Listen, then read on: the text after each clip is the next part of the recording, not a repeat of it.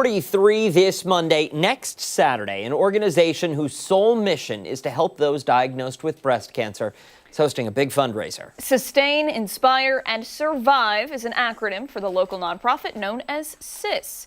Chris Lopez is live at Midtown Athletic Club finding out more about the fundraiser. Chris? Hey, good morning, guys. Yeah, that tournament starts at 9 a.m. and they are looking to raise about $40,000. Now, I've never played paddle tennis before, and this game is really fun. Seems like it's a mix of pickleball and tennis, keeps you on your toes. Now, I just started playing probably 20 minutes ago for the first time ever. And if you're a little bit nervous about coming out on the court and getting schooled, don't be. It's pretty easy to pick up. I'm here with Laramie. He's the director of racket sports here at Midtown. I'm out of breath. You told me the atmosphere is pretty crazy. Yeah. When it comes out, I asked you how many total people. You said 70 to 80. I said, people or teams? You said teams. Yep. So that translates to roughly how many? We're going to have 150, 160 people here on Saturday. All in the paddle hut, just banging on the glass, watching matches happen. Everybody's going to be dressed in pink. It's going to be a party. And anchor Dan Schrack asked if you needed to be a member here at Midtown or any one of the athletic clubs that this fundraiser is hosted at. You do not need to be. Absolutely not. No, we have teams coming in from out of town. Like, Okay. We're using all the clubs in town, all their courts, so it's going to be everywhere. But we have teams that come in from all over the place to play this. How competitive is it? It's a fundraiser, Yeah. and so it's for good fun. So But I'd totally imagine there's going to be some mean, people that take it to the next level. They came out for a practice match today, and they're into it. Yeah. Like, there's going to be some good competitiveness, but it's going to be great spirit. Socially competitive, is that a good way to put it? I like it. Yeah. And then for skill level, I just learned this 20 minutes ago. You're in. I'm not great, You're in. but you can simply be at my skill level and play. 100%. Yeah, 100%. Just come out, play. It's all about, helping out some people, making some money, good cause. But yeah, lowest level, highest level, all over the place. I love it. Come check out one of the spots, either here at Midtown Athletic Club. I believe there's Monroe County Country Club, Oak Hill Country Club. So there's several. We'll have that information on our website on 13 Wham in Fox, Rochester. I want to speak to Lizanne. She's the executive director of SIS. SIS stands for Sustain, Inspire, and Survive. Yes. This came about in 2005. The organization Yeah. started in 2005. The tournament started in 2006. So this is the 20th year, and we are just looking forward to a great time. And of course, it's starting to snow out, so it's great, And you've been involved for how long, would you say, with SIS? Not as the executive director, Right, but I've just been involved. Started as a volunteer since 2008, and ever since then, I went from volunteer to board member, now executive director. And how much has the organization grown since you've started? We have helped over 1,350 patients since we started, and close to $920,000 has been raised, all local. And we were talking about this at 6:30 and at 7. We haven't talked about it for a little bit. This money, it can go to a surgery, but it goes to other things. What are those other things? It goes to whatever the patient needs. So if they need to buy groceries for their family, because oftentimes the patient is the breadwinner of the family, and if they can't work, how are they going to buy groceries? So it's groceries, it's rent, it's any utility bills that they have. It's to get their car fixed so they can go to treatment, get gas in their car to go to treatment. So, it seems like a lot of stressors that people don't think that someone deals with, all of these little things, because life just doesn't stop because you have cancer, Right. and that's where you guys pick up. Right. Anything that people need to know before they sign up? They can just go to the website. They don't have to be a specific level. They can be at any paddle level. Yeah. Laramie is great. The staff at Midtown are There's an fantastic. auction as well. It sounds like it's going to be really fun, and it's at several locations. We will have those several locations on our website on 13 Wham. The auction's only here. The at Mid- auction is only at Midtown, Right. but the paddle tournament is at separate locations, Correct. and we'll have those separate locations on our website on Fox Rochester and 13 Wham. For now, I'm going to send it back to you guys in studio. Come out and play. Come support this organization. Pretty fun game too. Looking to get to $40,000, and you can help out. Sounds like a plan. Thank you, Mr. Lopez. All right, coming up, are you looking to save a couple bucks while eating healthier in the new year? We're getting some tips for this morning's Health in a Handbasket. We're back on the other side of the break.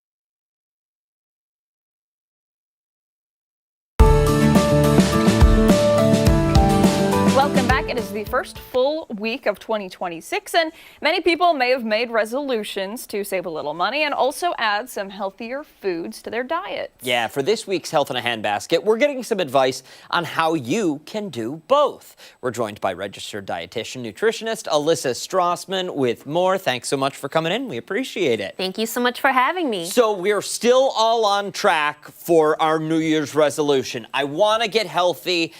I don't really have an action plan.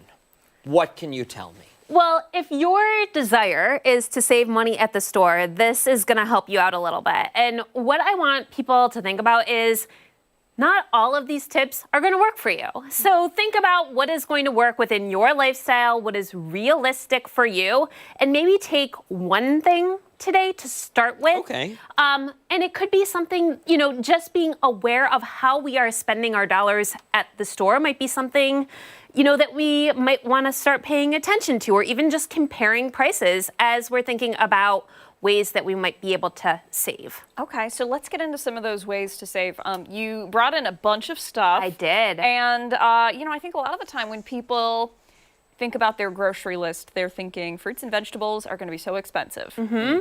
Yeah. So my tip with that is to buy what's in season fresh. So thinking about apples and oranges right now, those are in season, where blueberries, for instance, it's not time for blueberries. And so we're going to be seeing a price difference, at the market or at our grocery store for some of these items. And so just buying what's in season is something that we can do to help support us. The other thing is thinking about buying in larger containers. So sometimes the family packs are a way that we can stretch our dollar a little bit. For instance, I think for a bag of apples, you're paying $1.99 a pound.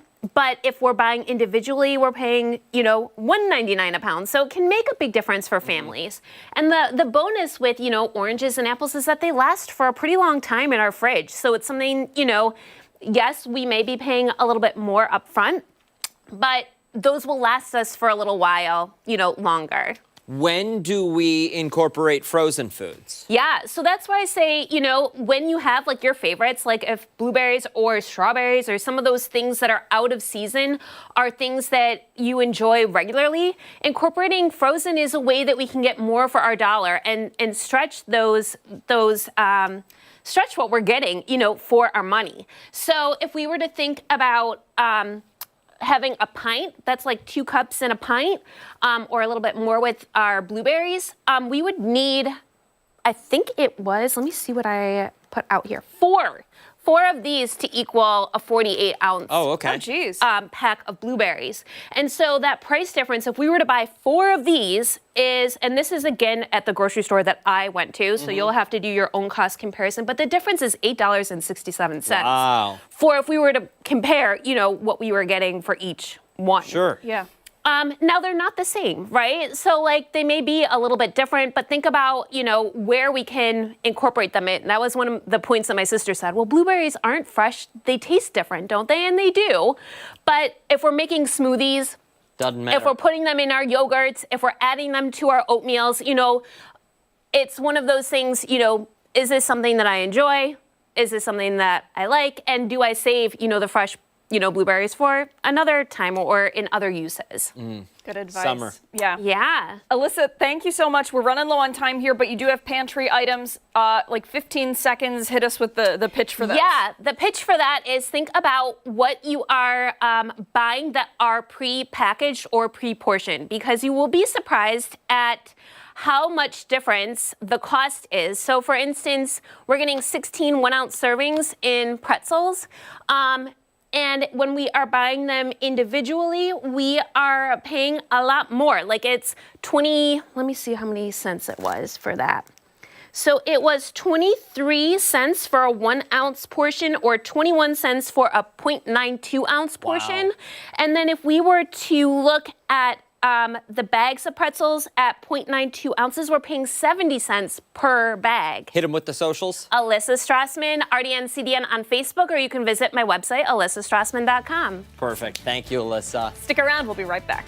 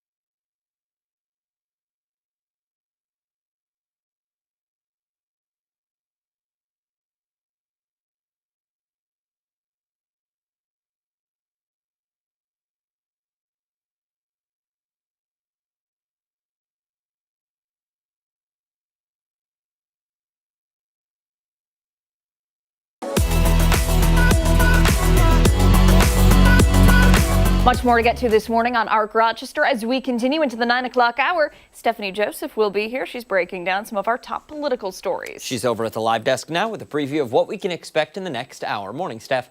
Hey there, guys. Good morning. In today's political pulse, Venezuelan President Nicolas Maduro will appear in court today. I speak with a professor about the larger meaning behind his capture by U.S. forces and the next steps ahead. That's all coming up in our 9 o'clock hour. ARC Rochester returns after this.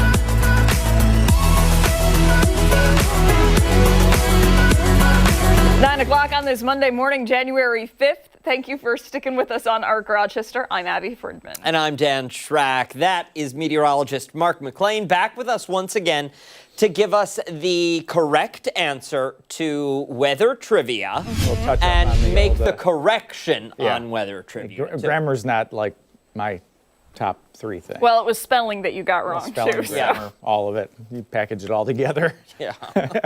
Existing as a civilized human being in society. Well, it's trying. Yeah. Trying anyway. Trying.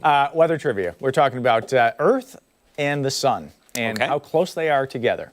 So on Saturday, the Earth was as close to the sun as it gets during the course of the year. It's known as perihelion.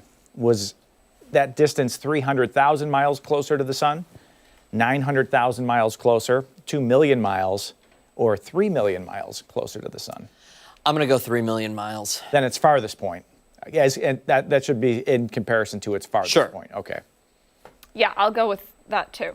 That sounds good. We're off to a good start here. Boom. Wow. Yeah, so the range is actually, surprisingly, right, is 91.4 million miles to as far as 94.5 million miles. So compared to 6 months down the road here, we're 3 million miles. And you start to think, well, if we're closer to the sun, why are we so cold? Exactly. So it's the tilt of the Earth, obviously, that has more to do with that. Ooh, yeah. then let me ask a follow-up question. Sure. Okay, and I'm glad you're doing, because here's my follow-up question.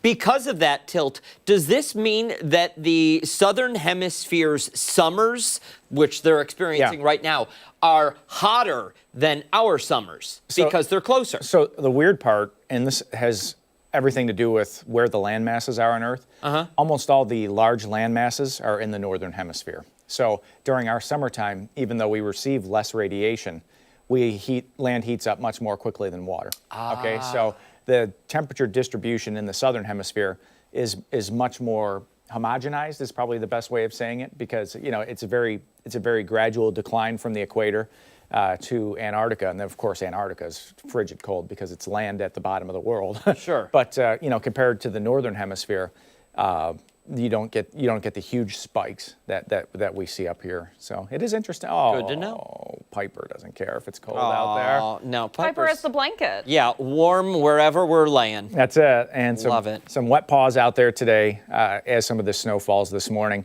And Tuesday afternoon, we'll actually have to change this back from icy paw to muddy paw outlook again, because I think over the coming days, we're heading in that direction. Wednesday, a little bit of a light mix around. Thursday looks mainly dry at this point, and Friday could be towel time. We'll see. Depends on how things play out. Looks like the temperature actually gets into the 50s. So if that happens, there's going to be all sorts of snow melt out there, in addition to some of that rainfall coming down. But the story this morning, the bark is definitely worse than the bite out there. 25 degrees, 9-mile visibility. You see some snow on the radar, but a lot of what you see on the radar is not actually reaching the ground. It's actually sublimating on its way down. But that little thin white line, let's go in a little closer. This probably will reach the ground as it moves on through, so this will take place before lunchtime today. You'll see this flying by your picture window here shortly in Rochester as some of that snow moves in from the west of Rochester. A lot of that, again, off to the east. You may see some flurries, but will not accumulate. That little pocket back to the west could drop just a smidge of accumulation, so maybe upwards of a half inch on some of the sidewalks and elevated surfaces, but not enough to be a cause for concern for slowing you down too much in terms of travel. And tomorrow it's going to be all liquid. That snow moves out very quickly. Clouds for the afternoon, clouds for tonight, clouds for tomorrow, and tomorrow afternoon, there's the green on your screen. That's boom, the free car wash, right? Yeah. Let's take it. Listen, I got to get the salt off. I know. Yeah. I know. Get some of that. The garage floor is it's a salt cavern. Yeah. It is. Yeah, because yeah. it just all ends up on there. But The town will come over there and start taking salt from you. it's a salt bombshell out there, right? Futurecast will keep some of that rain going even into the evening there, Tuesday evening. But temperature may crack freezing today. We're thinking 33, possibly 34 deeper into the evening. Tonight we'll drop back only into the mid-20s, so that's not too cold for this time of the year, mostly cloudy. And the 7-day forecast for us is going to have that temperature back to near 40 tomorrow and Wednesday, low 40s for Thursday. Again, if we stay dry for one of these days, it's probably going to be on Thursday. Friday, a system passes by to our west, and we're on the warm side of that, so it's going to get a little windy with that 51. A lot of times we look at these numbers down the road. 51 sounds good this time of the year. Mm-hmm. There's always a price to pay. Once that air temperature goes above 40, there's going to be a price to pay for the warm-up, right? And in this case, it's rain. It's rain, a little wind, so nothing we can't handle. But the farther into the 50s, you get to near 60, usually there's something coming behind that warm up that we don't want. Maybe. Okay. We're not seeing that right now, but I'm just saying. What are the odds I can have my 3 days of 60 degrees next month? 3 days. I would have to look that up. 3 straight days in February in the 60s would be something. Can we make it happen? Maybe if I can dig up the data. Okay. Maybe we'll turn it into a weather trip. Ooh, okay. Okay. All right, When fair was enough. the last time, Fair enough. Maybe you'll get 2 days. I don't know. All right. See. Thank you, sir. Yep. Coming up, we are going behind the story, a look at the U.S.'s actions in Venezuela over the weekend and how citizens are responding.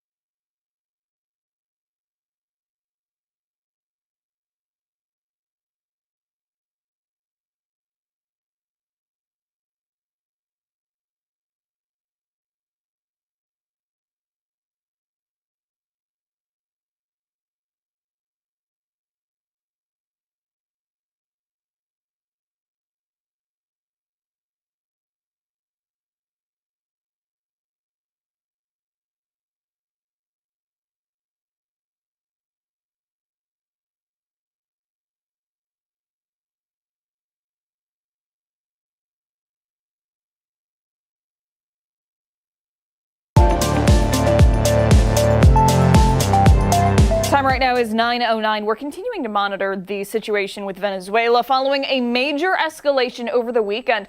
The U.S. taking the country's president, Nicolas Maduro, into custody, accused on federal drugs and weapons charges. Yeah, his capture comes following months of strikes on suspected drug cartel boats from the U.S. and calls for Maduro to resign from President Trump. Jen Sullivan has more on what happened this weekend. The deposed president of Venezuela, Nicolas Maduro, now a prisoner of the United States. Maduro and his wife, Celia Flores, were captured by U.S. forces overnight Saturday following intense missile strikes in the country's capital city of Caracas. Maduro and his wife, both indicted, gave up and were taken into custody. Venezuela's ousted leader, now behind bars at the Metropolitan Detention Center in New York City, where he faces multiple drug and weapons charges, including narco-terrorism conspiracy and conspiracy to possess machine guns and destructive devices against the United States. Maduro has denied being involved in drug trafficking. Maduro's capture now raising many questions about who is now in charge of Venezuela. We're going to run the country until such time as we can do a safe, proper, and judicious transition. On NBC's Meet the Press, U.S. Secretary of State Marco Rubio saying a regime change is the goal. The goal of the policy is to see changes in Venezuela that are beneficial to the United States, first and foremost, because that's who we work for, but also, we believe, beneficial for the people of Venezuela. While Maduro was seen by many as an authoritarian leader who violated human rights, the action to capture him and his wife has raised serious concerns about the U.S. violating international law. Maduro could, in fact, be a bad actor, but there is a process that needs to be played. Meanwhile, congressional Democrats are raising concerns about the nature of U.S. actions in Venezuela and claim that the Trump administration bypassed Congress. Only Congress has the power to declare war. The Trump administration says nothing they've done so far has required congressional approval. I'm Jen Sullivan reporting. Now, Maduro is set to appear in court today for his first appearance on those federal drugs and weapons charges. All right, so getting to some of the responses now. Some people from Venezuela celebrated Maduro's capture, thanking the U.S. for getting involved. I believe we have some sound. Let's listen to that. I'm happy, I'm afraid, but I'm very, very happy, and thanks God, because somebody help us. We need help, his help. We need the help to the USA. Thank you very much. Now, that is just one reaction. Others around the world protested the actions taken by the U.S. Yeah, pop-up rallies held locally, some speaking out against the involvement from the U.S. Venezuela may have its problems, and it has its own people that, they make decisions for themselves. Venezuelans should be making decisions for Venezuelans. It shouldn't be coming from the Oval Office. Now, some Venezuelans in Caracas expressed concern following this weekend's action. The bombing woke me up to a terrible situation. Lots of lights and a horrible sound. I thought it was an earthquake. We have no idea what our fate will be now with this new situation. Now, we know how tense things have been on Capitol Hill. Several lawmakers in the U.S. are speaking out. Minority Leader Hakeem Jeffries called the strikes an act of war. Yeah, our representatives and senators also addressed this situation. Kirsten Gillibrand asking for the administration's plan for Venezuela and saying in part, quote, "I remain concerned that the administration's actions are not the end of something, but the beginning of chaos and instability in the region that threatens our service members." Meantime, Claudia Tenney applauded the action, saying in part, quote, "This operation sends a clear message that the United States will stand firmly against tyranny and corruption that threaten U.S. security in our hemisphere." And Representative Morelli asking why Trump pardoned ex-Honduras President Juan Orlando Hernandez after he was convicted of trafficking drugs into the U.S. and saying the U.S. violated international law with this action. Lots to happen today and in the coming days, but Venezuela's acting president is the vice president, and she was tapped by the country's Supreme Court. Now, in a recent announcement, she called for cooperation with the U.S. She also said Venezuela has a right to peace, sovereignty, and a future. The president, meantime, our president, says the U.S. will control Venezuela until there can be a smooth transition. Now, it is unclear what that control will look like or what that transition will look like. Yeah, the president also calling on the acting president to provide total access to oil. Now, as for who could be next to lead Venezuela, some have pointed to opposition leaders.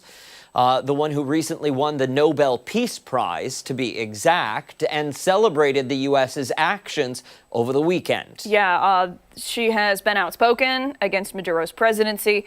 President Trump said she did not have the respect of the country to lead. Another option could be opposition politician Edmundo Gonzalez. He ran against Maduro in Venezuela's election last July. Independent exit polls showed he had won 2/3 of the votes, and the U.S. did support his victory. However, Maduro claimed he won and refused to cede power. Now, as we were telling you, some congressional leaders will be briefed on this situation this evening. That is set for 5:30 tonight. Among those expected to be included are the so-called Gang of Eight, which is top leaders in both the Senate and House of Representatives, as well as lawmakers on military and foreign relations panels. There are a lot of unknowns that remain this morning, and of course, this is a story that will continue to develop over the course of the coming hours and days. We will keep you posted both on air and online at 13wham.com. All right, stick around. We still have much more to get to this morning. Stephanie Joseph will be by in just a few moments with your political pulse. We're back after this.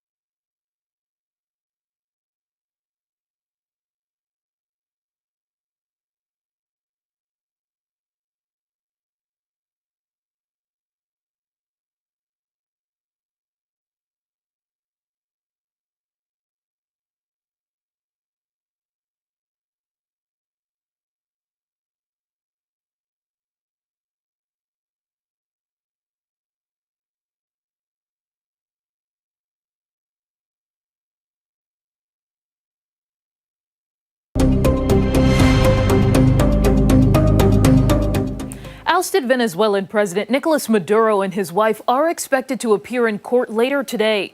The two were flown by helicopter before they were driven in an armored vehicle to federal court in Manhattan. According to a 25-page indictment, they, along with other defendants, are facing multiple charges. They range from narco-terrorism to possession of machine guns and destructive devices.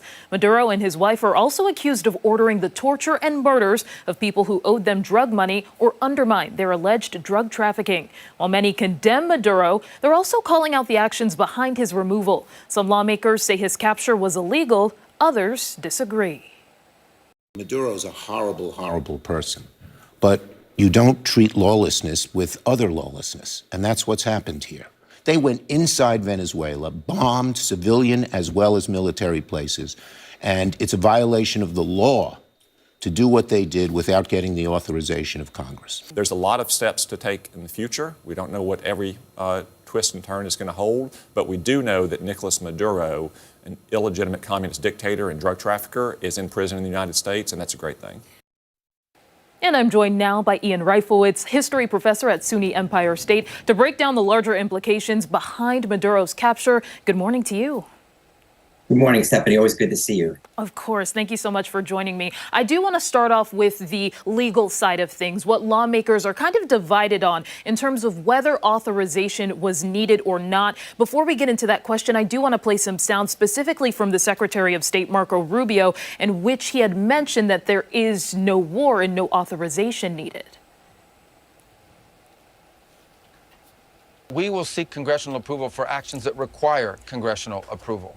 But otherwise, they will get congressional notification. And this is not an operation that required congressional approval. There's not a war. I mean, we are at war against drug trafficking organizations. It's not a war against Venezuela. So you can hear him clearly there, basically saying that congressional approval was not needed, and this is not war. In a typical case, you would have to refer to Congress if this were a matter of war. Is this something that is in a murky place? Was congressional approval needed? I think murky is a great word. Let's talk a little bit about history. The Constitution requires that for the United States to go to war, Congress must declare war, which means they have to pass it with a 2/3 vote in both houses. That has not happened since World War II. The United States has been to war a number of times since then.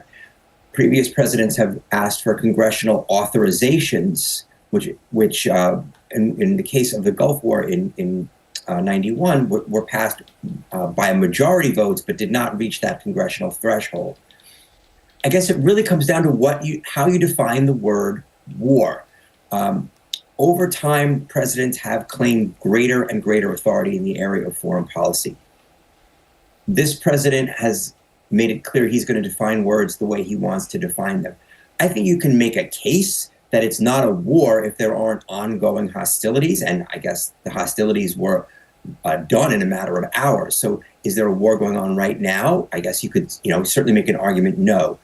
The president has also made an argument, or his people have made an argument, this was a law enforcement operation. We saw something similar and we'll talk about this kind of history probably a bit more, when the United States took General Noriega, who was the leader of Panama under President Bush, the first President Bush. So there are precedents for this. Where Senator Schumer is on stronger ground is when he says that the law requires that Congress or congressional leaders, the so-called Gang of Eight, be read in or have the information presented to them and be briefed before the operation takes place. Is that a violation of the law? Certainly it is. Since the Supreme Court has declared that presidents are immune from any prosecution, that's probably a violation of the law that will go unenforced. And what's really interesting here is the international law side of things. This is a sovereign state. However, Maduro did have an indictment against him, criminal charges. So in that regard, would the U.S. have an argument in this case? I know you were talking about historical precedent, as we've seen in the past. There is criticism. Some people, and I believe this coming from Venezuela specifically, calling this imperialism. Right. Heads of state are supposed to have immunity. That's a short version of it. That's accepted as international law. The president and the White House have argued that Maduro is not the legitimate leader So he's technically not the head of state. Why? Because there was an election within the last 24 months in which Maduro claimed that he won, but international observers and exit polling make it pretty clear that he lost to his opponent by 30 points perhaps. So President Trump says, well, I have the sole power to recognize who is the head of state, and therefore I recognize that, or I don't recognize Maduro as head of state. It's a convoluted argument. You can make any kind of argument you want, but we have recognized Maduro as the leader of Venezuela in the past. It sounds like justification after the fact, frankly, but the United States under President Trump has demonstrated that it's going to do what it wants to do. The other interesting thing is that even though we have claimed in justification for this that Maduro isn't the true leader, but in fact it's Mr. Gonzalez, Edmundo Gonzalez, we haven't recognized Gonzalez as the leader after the invasion. We recognized Ms. Rodriguez, who was Maduro's vice president, who presumably didn't win the election either. So there's a lot of convoluted stuff going on here. The other, the international law argument is one I think that's fairly weak. The other argument that the president has made is that, well, we're enforcing U.S. law, and then we need military force to protect those, the U.S.'s ability to enforce that law. That's a domestic argument, but not an international law argument. And that kind of brings me to my next question. We've got about a minute here talking about next steps. What will things look like in the future as it relates to leadership, oil, and so on? I do want to play some sound from President Trump as he was talking about oil specifically. Let's see if we can pull that up here. We're dealing with the people. We're dealing with the people that just got sworn in.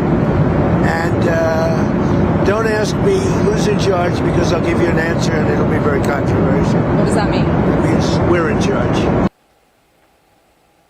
So hearing we're in charge, what exactly that means, wanting to have control over oil there, the oil reserves. What would next steps be able to look like here? Is the U.S. able to exercise some power? Well, there's a pretty strong threat that we just did this yesterday. We'll do it again tomorrow if you mess around. I don't think the people who are running Venezuela right now, Ms. Rodriguez, want to be arrested. So it's a naked threat. It's the use of force. It's not, the U.S. using its moral authority. It's not the U.S. saying we're going to liberate the people of Venezuela. We're going to bring democracy. We're going to bring freedom to your country. It's saying, give us what we want on the oil, or we will take you out. It's naked force. It's the New York Times called it gunboat diplomacy and 19th century style U.S. imperialism. And that's what it is.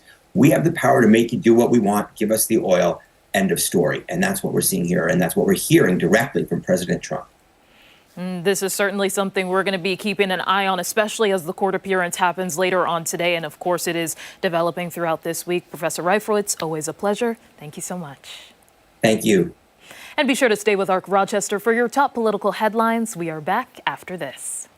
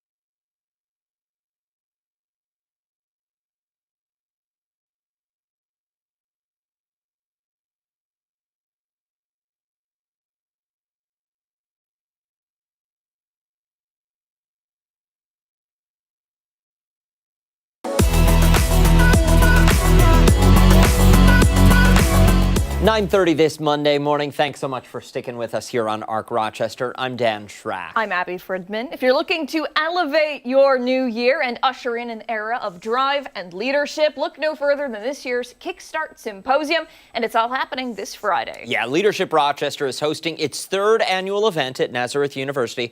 We're joined now by Executive Director Camille Simmons to tell us more. Thank you so much for coming in. We appreciate it. Thank you for having me. I'm so excited. This Friday is going to be phenomenal. For someone who may be unfamiliar with the work you guys have done building this over the past 3 years, tell us about it. Yeah, wow. So the Kickstart Leadership Symposium is this, again, our third annual symposium. And this is an opportunity for cross-sector professionals here in the Rochester area to come together, to learn together, talk together, network, and grow, just to sharpen their leadership lens. And we call it Kickstart for a reason. It's kind of like a cup of coffee, a jolt for the new year. So you kickstart off your new year, you identify your goals, you go into your professional setting, and you take it from there. This is the third annual. Tell us a little bit about how it has grown over the past few years. Yeah, it's very exciting. We have over 100 individuals that come, and our hopes are that we'll continue to grow and expand beyond the 100. So we have to move and pivot the space a little bit. It happens right at the Nazareth University and the beautiful Glacier Music Performance Center. And so folks get to move around, and we're hoping that we'll just continue to develop, bring in new innovative speakers, and really get folks involved with Leadership Rochester. The networking is phenomenal. What can people expect if they attend the Kickstart Symposium? Well, they're going to hear from some great speakers. We're keynoting with Dr. Ashley Cross of Hope 585.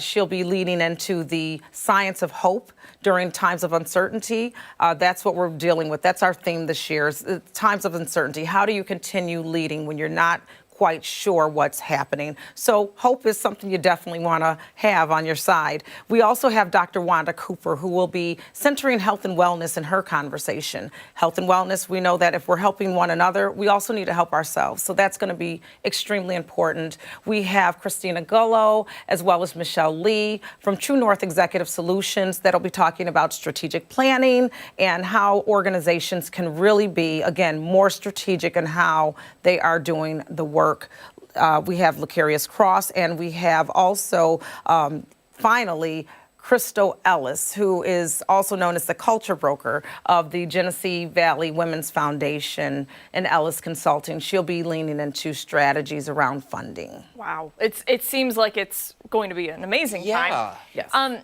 You know, I think that good leadership can really make or break an organization. Explain that a little further about why it's so important to have strong leaders, you know, behind the wheel. Yeah, leadership is a science as well as an art, and it's fluid. And for me, for example, I just believe adaptive leadership is extremely important, and I'm also a proponent of servant leadership. That strong leadership center is going to steady the ship. You don't want to be in a space where leadership is totally unsteady. You have to be able to reinvent yourself based on the climate that's there. But having that consistency will allow people to feel more at ease when they're coming in under your leadership. So having that skill sharpened among other professionals and being able to challenge yourself and rethink some things really helps you out. So important. One thing I want to touch on here, and correct me if I'm wrong, but for the keynote speakers, are they all women? Well, this year we've got quite a few women. We've got Lacarius Cross, who will be leaning in around he'll be leaning in from the Endow Foundation around change management. So that'll be very important to hear. But we do have quite a few women that have come through this year. Next year, it may be another mix again. Well, listen, I think it's really incredible that the number of women you do have, because for so long, business, corporate, all of that was such a male-driven field. And to see women taking charge and having them be the keynote notes. I think that's fantastic. Absolutely. Women have a lot to offer the business world, any world, real estate. You look at it, we are living in a male-dominated space, but women have a voice that can be lifted as well, and we can all learn from one another. So I'm very excited to see what they'll be bringing. Well, Camille, I'm sure there are people at home who are interested in stopping by. What do they need to know to take part in this symposium? Well, they can just go to leadershiprochester.org, click on our registration link. The Kickstart Symposium for 2026 is listed right there, and they can register for the event, and we hope to see everyone this Friday. Boom. Camille Simmons, thank you so much for your time. We really appreciate it. We'll post all of this information and much more on our website, foxrochester.com, after the show this morning. Coming up after the break, a look at some of your memories at Highmark Stadium as the Buffalo Bills prepare to move across the street next year and say goodbye to the other stadium.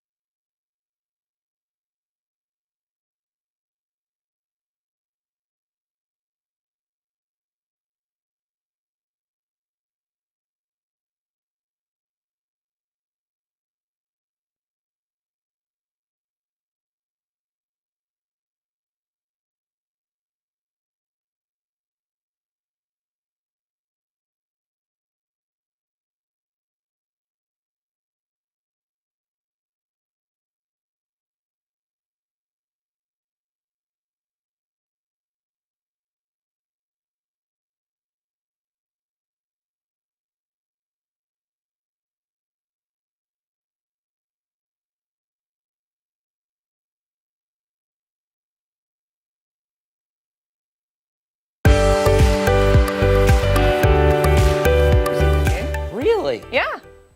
Wow. Well, listen, after more than 50 years, the Buffalo Bills and their fans are saying goodbye to their longtime home, which held several names: Rich Stadium, the Ralph, Highmark, the Cap, New Era, you name it. Yeah, last night Buffalo played what's most likely their last game on that turf before packing up and moving across Abbott Road to the new Highmark Stadium. Bills Mafia is making an emotional goodbye. From season ticket holders to the occasional visitor, many of you had great memories that you wanted to share, so we wanted to give you a look at some of those images. Yeah, all right, so these pictures sent to us. Ashley shared these. Her first ever game in 2022. She says she got front row seats behind the Bills on the sidelines. That's how it's done. Seriously. Yeah, I guess so. Shannon sent us this video of a fun interaction with Billy Buffalo. looks like. Looks like. Oh my gosh, a budding romance. Budding romance, a relationship starting. Very good. I love Billy Buffalo. He's like, I don't know if you saw him last night. He was like just standing alone. I didn't. No, I didn't. I didn't. It made me so sad. But I mean, he's going with. He'll go to the. He's new going one. across. Yeah, the he'll street. be there. Yeah. And then let's take a look. This one, Marv. she said this was her favorite game of all games. A photo of former coach Marv Levy and former QB Jim Kelly. Was Both this last great night? guys. I think No, that was Marv- back to the game that she shared. No, No? he's still here. No, very much around. Okay. Both great men, by the way. Interviewed them a couple times in Buffalo, and they're fantastic. Mike says this was his grandson's first game on December 7th against the Bengals. Love that. If you remember, Buffalo rallied for that 39-34 win over Cincinnati. A good game to be at and a good game to be your first. Wasn't that the one, though, where everyone started leaving early? I think so. Yeah, if I hope remember they it. stayed. I hope they. I thought that was the first game of the season against the Ravens. Oh. Early Oh. when we rallied Oh. again, and then Josh Allen was like, don't do that. Have faith. You might be right. You might be right. Yeah. You might be right. Well, Lori says meeting Ryan Fitzpatrick was her favorite moment. She got 2 autographs from him and was able to raffle off one of those for charity through Bill's Mafia Babes. She also shared good memories with her son. The Mafia Babes are great, by the way. Fantastic women. Ken says he was a season ticket holder back in the Jim Kelly era. He randomly met Ralph Wilson walking through the parking lot. He says he was there for the greatest comeback and the coldest game ever, but some of the best days of his life. He used to go for runs before the game. And in the early 90s, we went. Ralph did? Yeah. We actually saw him running like 3-4 hours before the game. That's cool. On the side of the road. It was crazy. Wow. Yeah. Years later, we met him at a golf tournament too, but it was really interesting. Just Very kind of cool. random, you know? Yeah. Yeah, just totally random. Unexpected. Yeah. Frank shared this throwback, the last season of the Buffalo Gills, and when Tim Tebow played Buffalo on Christmas Eve in 2011. Oh my gosh, I forgot about the Gills. Love the Gills. Yeah. Debbie sent in some of her favorite moments at Highmark. She met Bill's Elvis. Oh. He's great too. I love him. Fantastic guy. Why are you laughing at? Bill's Elvis. He's great. I think it's great. It's amazing. So all those memories, all leading up to last night, our Daniel Finkelstein caught up with a bunch of Bills fans from our area who spoke of their memories and what last night's game meant to them. Well, I was gifted Buffalo Bills season tickets for our 30th wedding anniversary, and that was 7 years ago. Yeah. I've been a Buffalo Bills fan since I was 12 years old. Dave is from Erie, Pennsylvania, and was originally a Oakland Raiders fan. Yeah. Oakland Raiders. Until they moved. So she converted you. She converted me. A bit bittersweet, you know. It's sad that it's gone, but I'm looking forward to the new stadium for sure. It's my first Bills game, so it's special that it's the last one because I know a lot of people have been coming here for forever. So I'm excited I get to experience it and then hopefully go to one in the new stadium. It's a little emotional. We've been season ticket holders since the COVID season. Been coming to games my whole life. I've gone to games with 4 generations of my family. So, a lot of memories in there. Yeah, a lot of memories for sure. And here's the thing. I mean, you talk to anybody who's a Bills fan, they all have some kind of memory in some way, shape, or form. Some kind of connection to the team. I will never forget the game against Houston in the playoffs. Now, the game was this was the 4th year of the Super Bowl era, and, the seat sales were down and everything else. So the game was actually blacked out locally. It was blacked out in Buffalo, it was blacked out in Rochester, but Syracuse was able to broadcast the game. So we had an antenna on our house. We were able to pull the game in from Syracuse. To watch it, back in the day when you could have the fuzzy picture, but you still had the sound and you could see it, and to watch that comeback was just that's something you'll never forget. Wow, yeah, absolutely. Go ahead. I just think it's unbelievable, unbelievable that you've not been to a Bills game. I know. Okay, so went to a preseason game, loved it, amazing. When I worked in Buffalo, I was there every single weekend doing the tailgates. We had a special, Buffalo show that we would do. I would be anchoring that. I was working weekends. I was working every single Bills game. Wow. And it was just like, I my shift is over. I want to go home. I've been awake since 1 o'clock in the morning. Yeah. Watch the game, but by the time you're done with that, you're like, oh, I gotta get out of here. And my family, huge Bills fans, my entire life. We were really a Sabres family, though. We would go to Sabres games all the time. Okay. Huge Sabres family. But still love the Bills. And my husband, born in San Francisco, huge 49ers fan. When we moved back to Buffalo, he became a Bills fan, and there you go. You got to jump on the bandwagon. You converted him. I went to one game 10, 15 years ago, maybe. We played the Browns. We won. It was an October game, late September, early October game. I got sunburned, and we had incredible seats. I think we were lower bowl at the 40-yard line. Nice. Okay, yeah. They were incredible seats. Wow. I was in awe of, he's right there. Yeah. Yeah. It was cool. Yeah. It was cool. Hey, you can always share your photos and videos through Chime In. We'll show you a QR code. Just scan the QR code. Send your photos, your videos, your Bills memories our way, as Abby says, and it's true. If you send us photos of your pet wearing Bills gear, you get bonus points. You do. It'll be on the air. Absolutely. Good memories there. Coming up, look at some of the trending stories filling your feed this Monday morning. We'll be right back.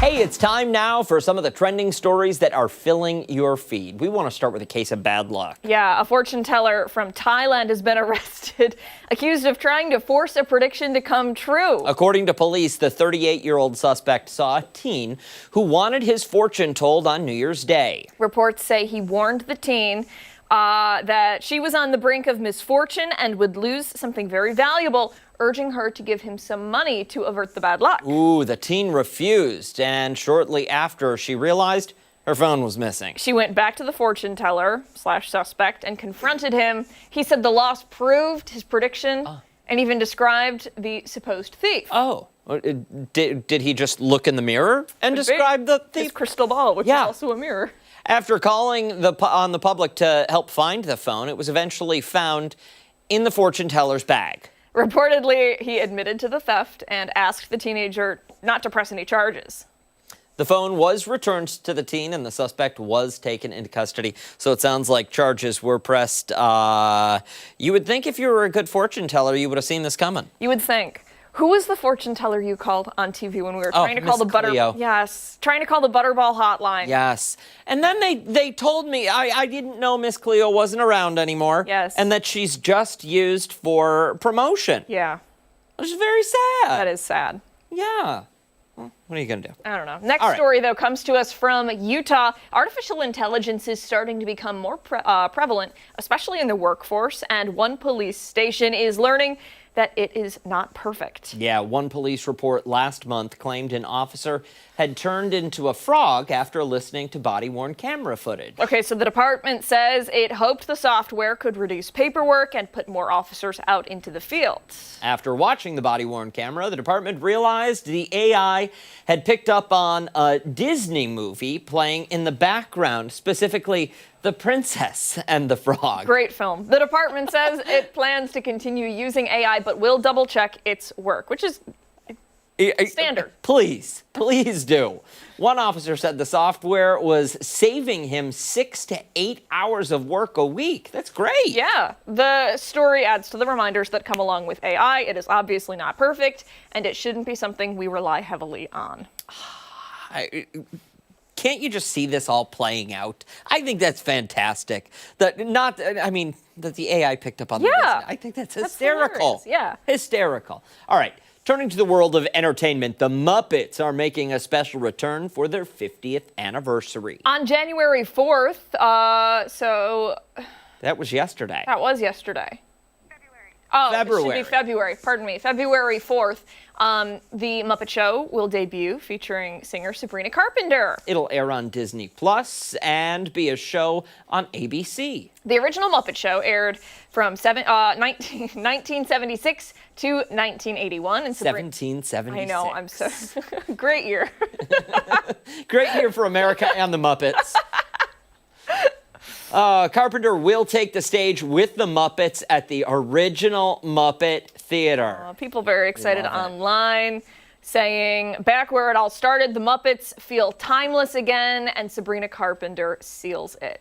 Jack adds, this is the greatest thing to ever happen. Wow, bold praise. And then Ace says this will be an iconic duo. Yeah, nodding to the Sabrina-Miss Piggy combo. Speaking of Miss Piggy, did we know there's a Miss Piggy movie in the works? I didn't. The screenplay, this is not in trending, but it's screenplays written by Cole Escola.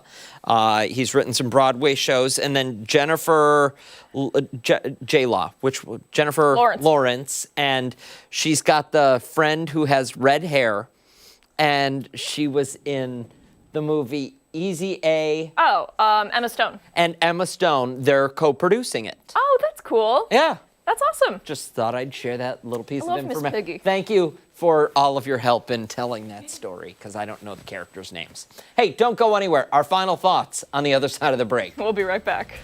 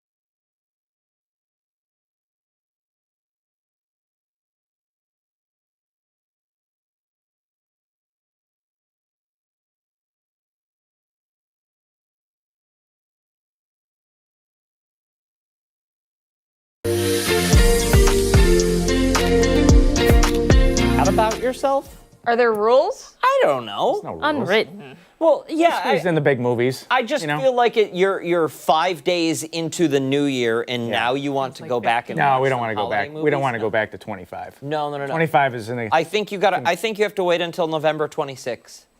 this year. Yeah. I think you do. Yep. And just look ahead to Groundhog Day. Yes. Yeah. That's right around That's a the good corner. one. That is. Mark's That's a great favorite movie. holiday. Bill Murray's February 2nd, He is. right? Yeah. Yeah. What day of the week is that this year? It's a cold day of the week. A cold day of the week. Is it a Tuesday? Is No. producer Hannah listening? Tuesday. You should know you're I'm gonna off. check. I'm off? You celebrate privately. Groundhog Day. It is a Monday. Monday. Yeah. I'm taking it off. I'm declaring it right now. Are you? Take a long weekend. I think Well- you did last year. Did I? I think Not, so. not intentionally. I feel like, yeah. Well, it we were would've been saying on a something weekend. like, Mark's not even here and it's his favorite day. I feel like yes. Yeah? Yeah. I know We'll for have to sure check. that I think it was on a Sunday, right? Last year? I don't know. Yeah. I know for sure that we're going to end up with 6 more weeks of winter. Yeah. Yeah. Does it snow in space? In space? I'm a celebrity having an emergency. Well, I'm both. It's from the movie Groundhog Day. Oh. We're doing lines from the movie. Hey, that does it for us here on Fox Rochester. Arc Rochester, that's what this show is. Make sure to wake up with us again tomorrow morning starting at 4:57 over on... That is 13 Wham ABC. That is it. Steph and Mark have much more news coming up later today for 13 Wham News at midday. Bye.